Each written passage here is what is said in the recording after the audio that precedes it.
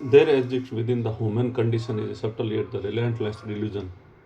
The conviction that what is possessed can be preserved, that what is loved can be secured against the erosion of the time, and that what is identified with can somehow become internal, yet the verse under the contemplation dismantles with the illusion with the austeritified finality, declaring that the Rajasutam Kalantrani Sarirani Sukhani, kingdom, children, spouse, bodies, and pleasure, Sasakta Savinastani Janmani Janmani, even the one deeply attached are lost again and again across the birth. Thus, the revealing that attachment does not protect it from loss, but rather ensure the repetitions of the loss.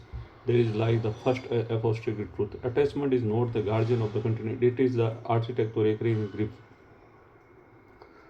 For what is a kingdom but a externalization of control, a projection of the ego desire to dominate, impermanence, and yet history itself stands as a graveyard of the empire, whispering the second truth. Power does not outlast the hand that wields it, it merely changes its victim. The putra or son symbolize a human obsession with legacy, the yearning to extend oneself beyond the death through the progeny of the creation. But this what is revealed as an illusion for each birth begins in a new severed from the narrative of the past, leading the third inside the legacy is the ego attempt to the negotiate with the oblivion, yet oblivion sign no contract. Similarly, the concept of kalatra, spouse or beloved, represent the emotional entanglement of the defined human intimacy.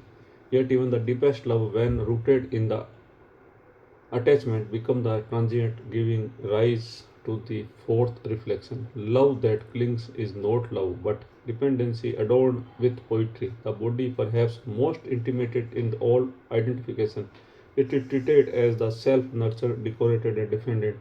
Yet it to be discarded with the each death, making the evident the fifth realization. The body is not the self, it is a costume in which the self forget itself and pleasure.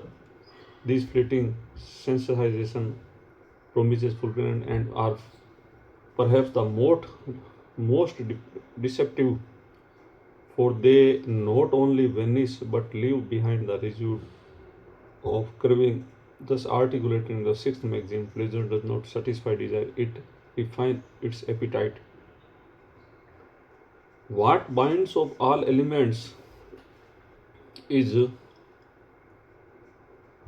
the threads of Sasakti, attachment, which is not merely emotional but is the ontological, a fundamental misidentification of the transient as the real, and thus emerges seventh principle.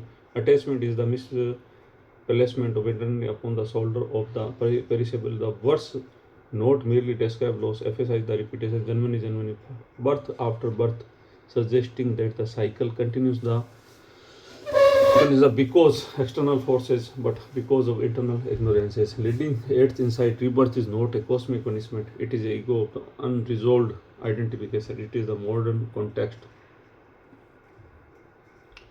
In the teaching become even more poignant object of the attachment having multiplied attention, digitalization, identification, social validation, material excesses. Yet their impermanence remains unchanged, giving rise to the ninth observation. Modernity has diversified attachment and not dissolved it.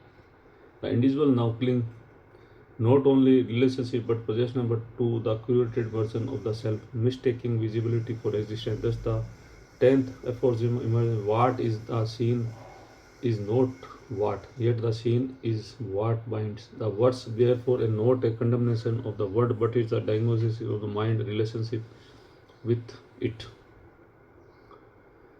It does not ask one the renounce externally but is the recognized internally. To see the problem is not having but a identified leading the 11th truth. Renunciation is the amendment of objects but the amendment of the ownership. For when one sees that all that held the inevitably lost, not once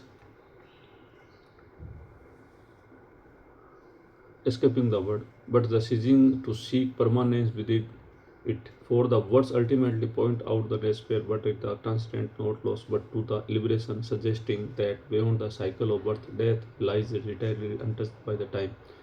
A self that neither require nor losses, and thus the final aforementioned crystallization, that which witness loss is never lost. It recognizes the seeker moves from the periphery of the existent to the center, from the transient to the internal, from the attachment to awareness, and in that moment the architecture loss collapse, revealing the ground which being was never subject to constructor destruction, and thus the teaching complete itself. Not a conclusion, but is the udghatan and opening into a which whether begin nor ends. Thank you.